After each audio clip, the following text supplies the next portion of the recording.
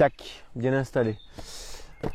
Bonjour chers serial buteurs. Aujourd'hui on se retrouve pour une vidéo un peu plus au calme où je me suis permis de me poser sur mon petit tabouret là, juste devant les poteaux de rugby pour faire une petite vidéo un peu théorique, plus ou moins, sur la question de l'intégration technique et de savoir si on a une technique en place. Comment savoir si ma technique est en place et si je dois à un moment donné m'intéresser peut-être un peu plus à certaines techniques plus entre guillemets mentales pour continuer de progresser.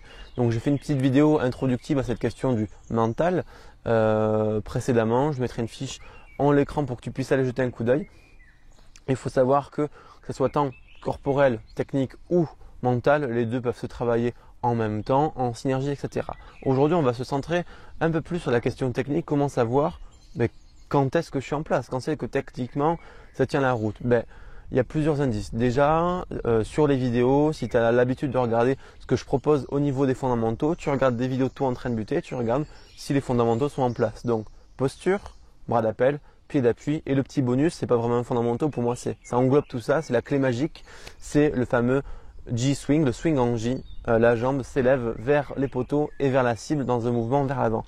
Si ces 4 points sont intégrés à peu près correctement et que ça devient plus ou moins une seconde nature, que tu n'as plus besoin d'y penser pour le faire, tu es sur la bonne voie. Si ensuite en match, tu as un taux de réussite qui commence à devenir correct, potable, on va commencer aux alentours de 70%, 75%, donc c'est 7 tirs sur 10 environ en match qui passent. Encore une fois, les indices vont dans le bon sens, tu sembles ancré techniquement.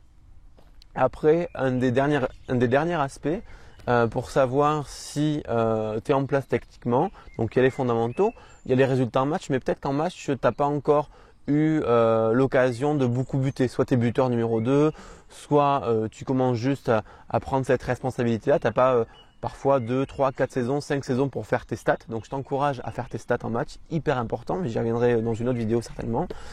C'est au moins à l'entraînement de se baser sur la zone, alors pas la zone de confort, parce qu'on encourage souvent les gens et les buteurs à sortir de la zone de confort, mais ça va être la zone entre guillemets des 100%, on va dire la zone des 90%. Donc si environ tu as 20 ans, 22 ans, que ta croissance est terminée, que tu es un buteur depuis plusieurs années, ta zone des 90%, ça va être au moins aux alentours des 30-35 mètres. Voilà, minimum. Pour les buteurs un peu plus jeunes, on va dire 14, 16, 18, la zone des 28 mètres. Donc vous prenez le milieu des poteaux et vous essayez de calculer tous les points, toutes les positions à 28 mètres des poteaux.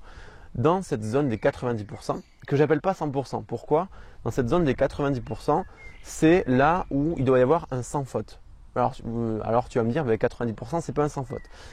90% c'est 9 tirs sur 10. 9 tirs sur 10, ça veut dire un échec. Et un échec, ça arrive à l'entraînement.